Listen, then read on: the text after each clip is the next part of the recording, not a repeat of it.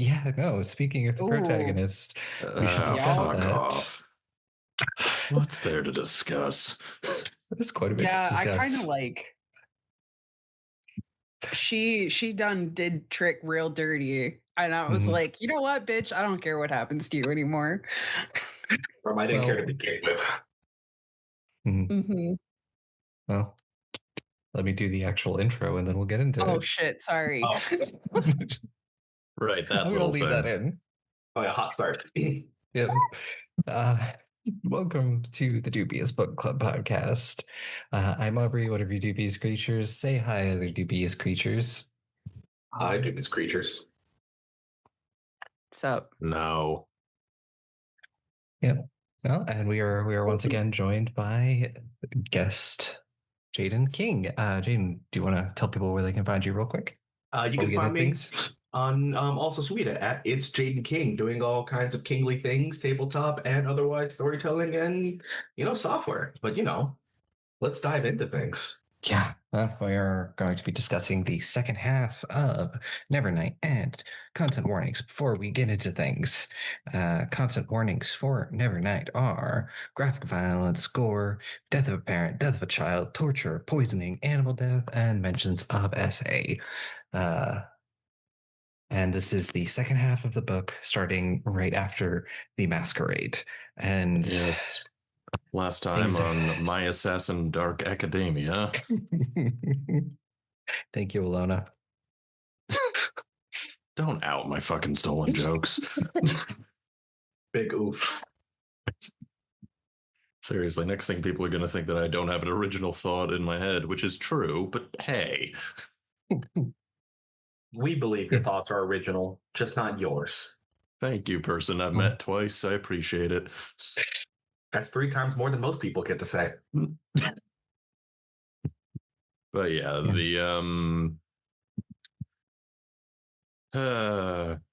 ignoring the fact that it feels like everything at the Red Church is essentially one large game of truth or dare.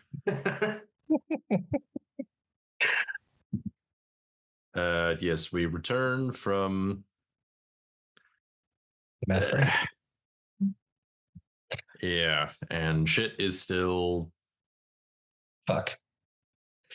Yeah.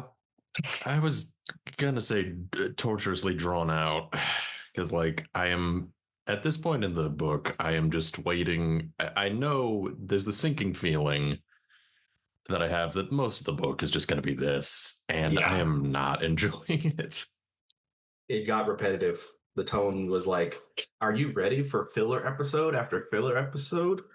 Yeah, I could have done definitely with less of just stuff of the... We're edgy Assassin Academy. Yeah, I could definitely have done less with that.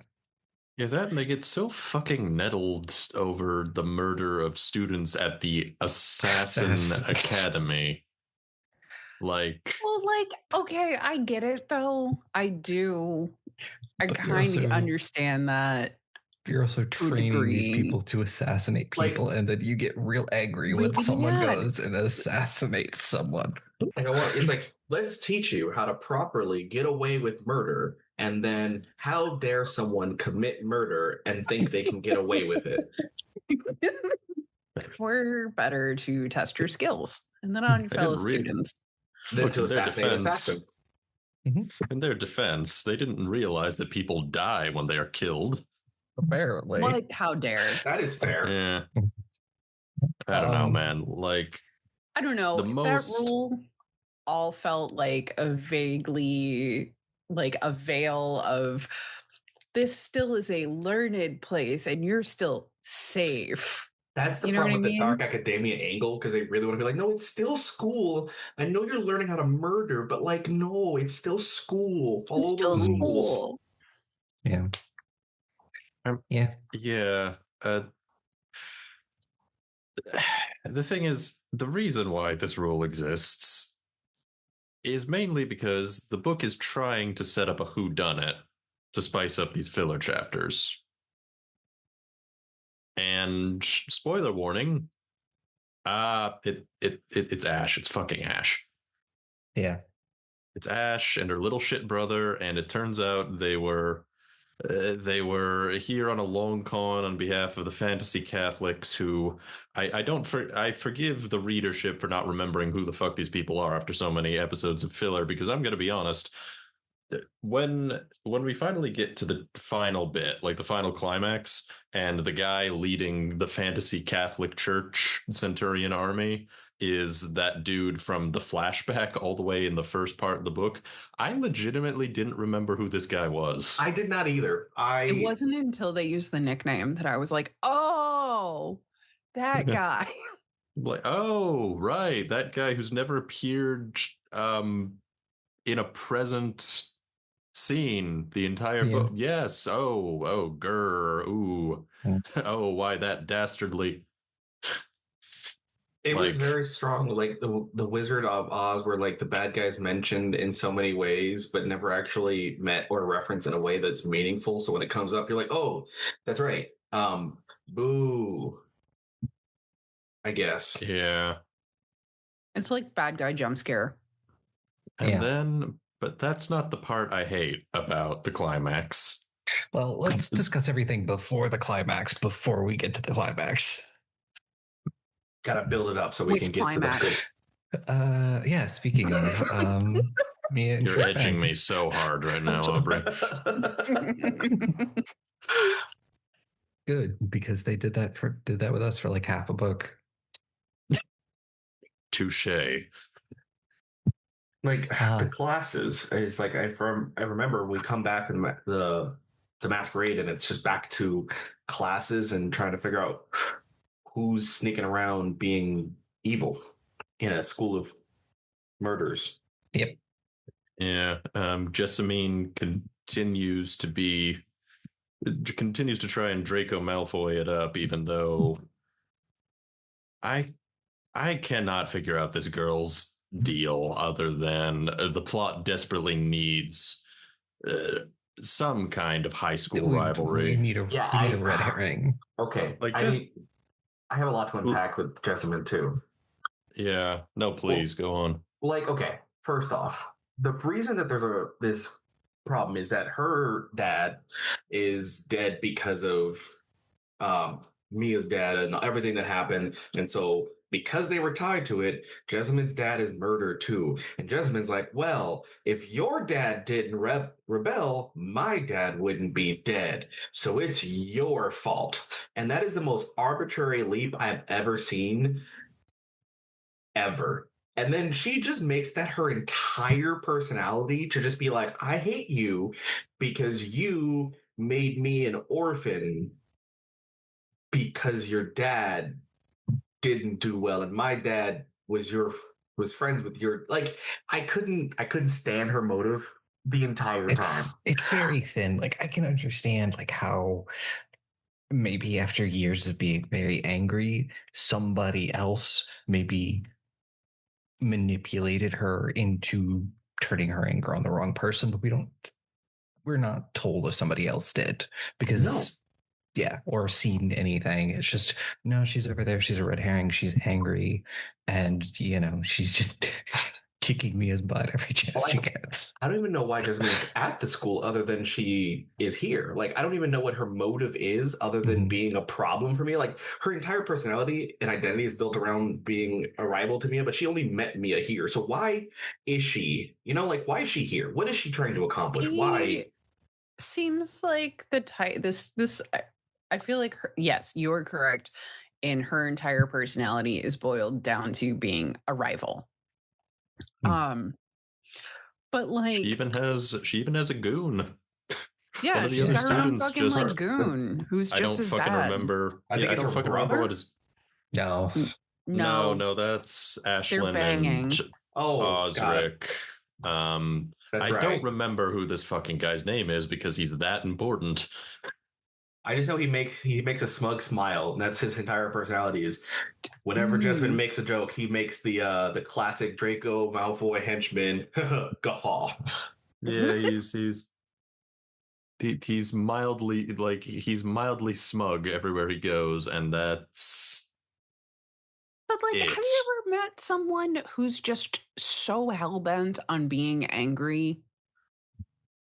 Diamo. That's his fucking name. Diamo. That name, so forgettable. Yeah. And he is also there, which, fun fact, like the chapter after we get back from the masquerade, well, first of all, apparently true faith is a thing in this universe. Yes. And Jessamine.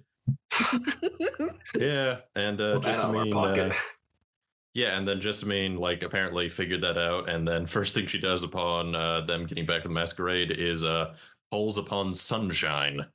Yeah. Well, to be fair, she watched this thief trainer just sort of pulled it out and then watched Mia vomit.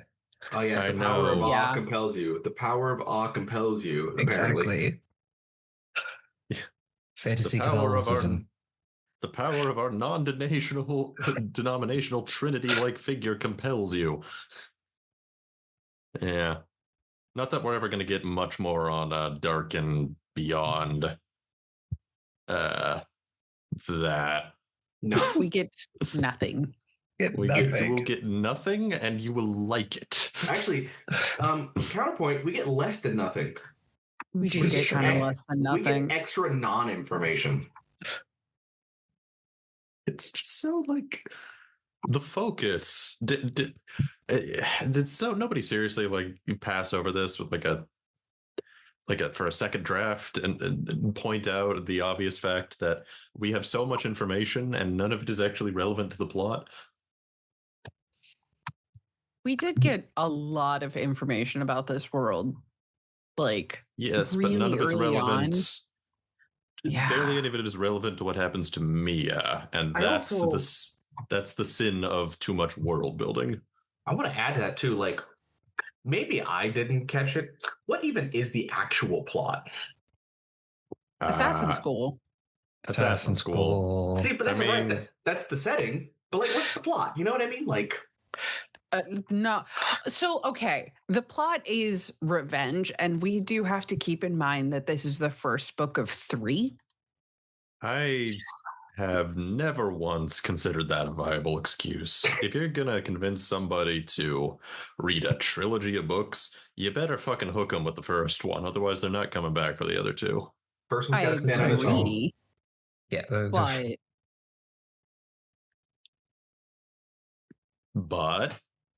But answering your question, or Jayden's question, really, the plot is just revenge. It's just like a 17-year-old girl who's, like, angsty as fuck and has her period all the time. Not that that's really, like, hung, a thing. And now it's everyone's problem. It's everybody's problem. Everyone's problem. Hung men is everyone's problem. It is. Revenge is actually, I think, the plot for every character. I think there was not a single person who was just like, I feel like that's like a bare minimum to get into assassin school, because they all had like their teacher come find them. Just, are you seeking revenge? Yes, no, yes. Okay, you're at assassin school. No, go home. You must be this angsty to ride. You know what, Bet? Yeah. I just look. And then I think after that, I don't even the order of operations of everything. I just remember is like we're going through finals week that never ends. Yeah, pretty much. Like it never ended. It's always finals week. Yeah, God, it's every college student's worst fucking nightmare. Because we still have to do the secrets. One secret that will help you. Right, the whole premise at that point is 4 classes. You get the top of that class. You get a chance to become a blade, to actually become an assassin. Otherwise, you become a prior. Yeah, a hand. Yeah. We've got the truth where you got to get, or one where you got to give a secret, one where you have to win the sword competition, one where you have to get enough points through theft, and then one where you have to solve the unsolvable poison. Yep. Yeah. After the Trinity, Mia's very scared because Mr. Kindly is gone for the first time ever, because Mr. Kindly saw the fucking Trinity and went, "Nope, I'm out." Not Mr. Kindly. He's the most entertaining character in this fucking book. When it happened, I was like, "Damn, we're about to lose a good anchor for a bit." Yeah. So yeah, then Mia, Trick, hook up. They Next make morning, bang it's bang. just Lottie's dead. Oh no! This character we've seen like 2 times. The first time we've met it, the first time a character has died who we have gotten their name before their death. And Lottie's notable because she used to be a in-world, if I remember, specifically a level 3 slave, because that's how their world building is, that there's tiers to being a slave. Yeah, apparently. Yeah, the Etrian Republic, slayers of kings, destroyers of monarchist coups, really fucking love slavery. They just really can't do get enough of it. And can I just take a break from the so much progress Mia is making at Assassin's School to talk about the Etrian Republic for a second, because it is, the more I think about it as the faction, the worse it becomes. It is such a mess of contradictory details. Its only real job seems to be that it's bad and it sucks, and that's why you should feel good about what Mia's doing. Yeah. I struggled with it a bit because obviously the slavery portion, I get it. Bad. However, the rest of the Eritrean Republic, we're just told that because there was a coup attempt and failed, we shouldn't like them. Yeah, but why? Yeah, we discussed that in the Mia's dad being hung notwithstanding. We discussed that in the first part. Like, why is not having a monarchy a bad thing in this specific context? Like, I get it. Mia's, the Corvaries were on the wrong side of history, whatever. But they make it out to seem like some kind of terrible injustice when all of the lore is telling us that, no, the Atreians really don't like monarchy. Their last king was a son of a bitch. Like, part 2 even gives us the fact that the current now Cardinal Pope, however we go about it, gained power by literally creating systems to work with the criminals to give them payments to ensure that they're supported, so that crime rates went all the way down and port trade went all the way up. So the economy started blossoming and then people started getting better conditions of living. Yeah, so just remember, Counselor Scava is the bad guy. Just to be clear. And Counselor Scava also is the one that wants to get rid of the Red Church because they are constantly committing assassinations and they're dealing with the Night Mother, who in society is bad. And don't get me wrong, I don't think that Night Mother is bad, but also the Red Church is murdering people. Yeah, like it wants so badly for you to commiserate with the Red Church, but gives absolutely no real reason to sympathize, or because the Red Church doesn't really seem to have much of an ideology other than we wear black and say fuck a lot. They're assassins. What did you expect? I know. It's just, who are we rooting for in this mess, and why should I care? They even make a note on like how like no one can afford them because they're too expensive anyway. And even the people who are like the teachers, their kill counts are like barely in the like early double digits. Yeah, like one of them was like, I've killed 30 people, and I'm like, having killed nobody, I feel like that's a lot, but also doesn't feel like that's a lot. That feels like a lot. I don't know. It's just, it's so. It's like, if you look at war records, even soldiers, like, it's hard to rack up those kind of numbers. It is, right? Because double digits is hard to get to. Most though that are in service, unless they're in really certain situations, or more so if they're like, they sit at least personal kill counts, if you will. They don't reach double digits. Yeah. So like, I understand the metrics on that, but it's like they make a lot of asides in the second half of being like, people can't afford the Red Church for this reason, for this reason, for that reason, for this reason. And so some people even have the Red Church on retainer so that the Red Church can't kill anyone who has a Red Church on retainer. So this feel ineffectively, it just feels bad. Yeah. Like, it feels like the distortion of some ideology from forgotten whenever. And now people are just trying to use it to fit whatever game they're trying to play. Because that's the part. Like, go ahead. I feel like that would be interesting if they ever leaned into that, but they don't. They're just take it all at face value. We need, and the thing is, the only reason the information about the Red Church being so fucking expensive exists in the plot is because we need to solidify Ashland's fucking curse you, sudden but inevitable betrayal in the latter half of the book. That's it. Yeah, okay. Because that's a lot to unpack there. Like, we get through the classes and we're noting who's going to be able to most likely pass at the top of their classes, with the fact that Mia can't do anything except for do poison work. At least that's our understanding. We have no idea who's going to do secret. She's second in poison work behind Lottie. But yes, behind Lottie. Who's dead? Who then dies. Who's now dead. And the whodunit on Lottie dies, there's like this, well, did you do it, Mia? There was one spot of blood on your sheets. Yeah, like, what kind of fucking kangaroo court are you doing at this assassin school? Like, seriously? I will say, my favorite part of that was, and we noticed that the cut went in the way that only a left-handed person can do. To be like, remember when I said that Mia was left-handed? Look, I brought it back up. Somebody's not.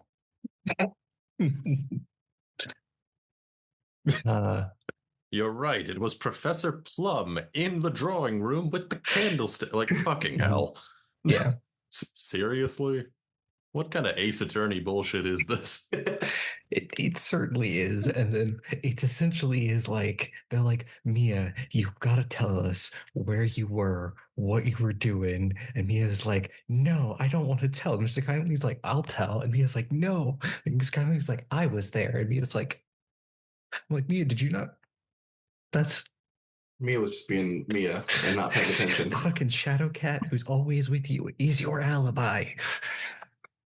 Because she didn't want to admit that she was hooking up with Tick after a curfew was the whole reason she was like, I can't say no. Yeah, by the way, they bone, just to confirm it to the audience. Trick and Mia, they do the horizontal gymnastics. Yeah. After curfew, the scamps. When else are you supposed to do it? The punishment for being out after curfew is being flayed. Specifically, they have the freaky vampires and they keep in the basement tear the blood out of your body and put it back. And put it back. Yeah, and put it back. And it's like, I'm starting to think that these punishments might just be a little disproportionate. Are you out at 9:05 p.m.? Yeah, let's rip all the blood out your body and put it back 50 times. Well, that's off to the exsanguination chamber for you. But gosh darn. But then can we acknowledge the fact that, by the way, you committed murder and we believe you did? We're also going to do that 50 times. Like, breaking curfew 100 times. 100 times. Breaking curfew is half as bad as committing murder, apparently. Are we absolutely certain somebody's not just playing a elaborate prank on Mia, like Mercurio's just sitting back in God's grave like, I cannot believe that dumb little bitch fell for it.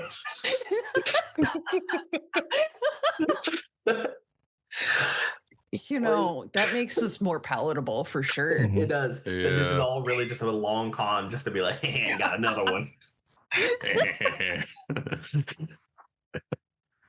Oh, and then I want to say also, out of everything, I do enjoy learning about Trick's backstory. Yes. Yeah, because this poor fucking kid. Talk about a misplaced protagonist. I feel bad. I want Trick to assume the mantle. Right, I need an alternate book from his perspective so I can enjoy the first book again. I don't suppose he could overthrow the protagonist maybe in some sort of coup. Unfortunately, he is hung and therefore it doesn't work. Damn it. You're right. We talked about this. If you're hung, you can't do it. If you're hung, unfortunately, it's too much of an impediment. People get distracted. But the idea of being a child born out of unfortunate circumstances to then try and be hidden, to then come back, prove a point a la Draxfram and every other kind of concept of slay a great beast, to then be told, Nah, we're kidding. Yeah, I love that because it's such a fucking great example of the hypocrisy that can often come hand in hand with these sort of traditions. And it really makes you feel for the kid and like why he's got such a hang up about his own culture, which has been a very consistent. Why is this fucker so well written? So well written. Like, I love the fact that I know why he's scared of the dark. Like that, that was a powerful moment. Where was all this shit for the rest of the novel? Like, fucking hell. There was so much put focus on Trick. I think we like forgot to write Mia's story in any more depth than that, and then everyone else just fell at the wayside. Yeah. Anyway, deserves it though. Anyway, so they do the nasty after Clasty, and and that apparently the sin of going to Bone Town, while somebody was getting murdered at assassin school, they get to hold hands while the blood gets ripped out of their body. Yep. Keep in mind that Trick did this because they were going to originally punish Mia for committing murder, the 100 lashes, and disqualified from passing the poison class, the one that she's most likely to pass. So Trick's like, no, by the way, I went to Bone Town. It's what we did. Yeah. I'm going to take half of it. He's such a good guy. God damn it. Such a good boy. For the sin of going down horrendous. Sin of being very down bad. Yeah. Just, Trick, I'm going to be real with you. I don't think she's worth it. Yeah. Nope. No. Especially later on. Oh, boy. Right. And then so then we keep going. And we're getting closer to the actual finals because this finals week has been about 6 months long. It feels like 10 chapters. It's like 10 chapters at least. It felt like it. Yeah, it was at least 3 books worth of like finals week. Yeah. I am so fucking. The crowd is so mild at this point. Like, I don't even know. I was just waiting for it to be over. Yeah, it was the first one that we actually got was I think the swords was the first determination of who's going to be the blade. Yeah, and we get a bunch of like one-on-one duels, and Jessamine is also there. It's, Mia is suddenly just like, I have been training in secret. Rah! Oh no, your best friend is dead now because you stole my unfinished poison research. Yeah, that's right. Because she pretended that she figured out the answer so that Jessamine and Diamo would steal the notes and then try to take his poisons, her notes, and then he took the antidote, which apparently made him. Well, it was an unfinished antidote because she had most of the pieces. She just didn't have everything. I do believe she put an intentional piece to like that would make them sick was like part of the idea. What essentially is stave off the symptoms for a certain amount of time. I love for all the little characterization we get of Mia as being somebody who has a complicated relationship with her own temper. Her go-to plan with almost everybody in this fucking book is rile them up to the state of frothing insanity and then have no backup plan. I will say that's my favorite part of Mia is when she gets unhinged. Her vindictive nature makes her enjoyable, and otherwise I'm annoyed by it. Like the fact that she was like, it'll just stave off, and right about now they'll be foaming and frothing at the mouth probably. Good luck. Yeah. It's look, if she didn't have as much plot armor as she did, this would probably end very poorly. And then so because her secret training gets to the final bout, a one-on-one with her and Trick. And oh my god, just fight worse. You did not, girl. We get it. You screwed up. You don't need to take it out on Trick, the one friend and or friend with benefits you have in this fucked up little Dark Brotherhood knockoff. The one person who's truly on your side. Yep. This is where I lost all respect. It's gone. Yeah. Because she dropped the word. She dropped the word.